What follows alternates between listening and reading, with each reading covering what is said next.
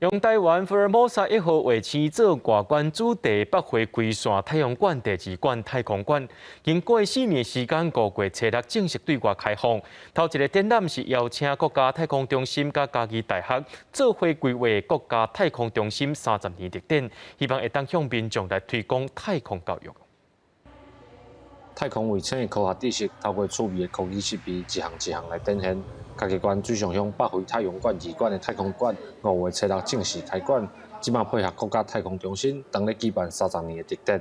从课本里面没有的，到以后如果真的跟太空有关的，这边都可以是一个非常好学习的地方。台湾的卫星主要有2种，一种是拍照卫星，一种是气象卫星。所以呢，在这边可以看到我们这2种卫星的各种的样态跟内容。这个太空馆是分家地区头一个用太空知识做主题的教育中心。国家太空中心表示，在这届展览当中，有详细记录台湾的太空发展，嘛希望会当为这开始定根，让囡仔培养学习科学的兴趣。要实现梦想的第一步，其实就是从学习开始。那这个场馆未来就是我们所有嘉义县的孩子，他都要来游学的一个基地。相信这个是一个很好的一个场域，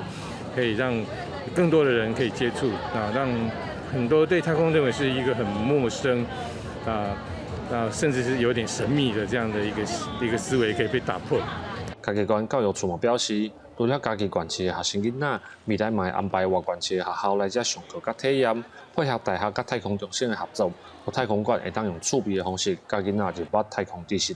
记者林慧婷，嘉义报道。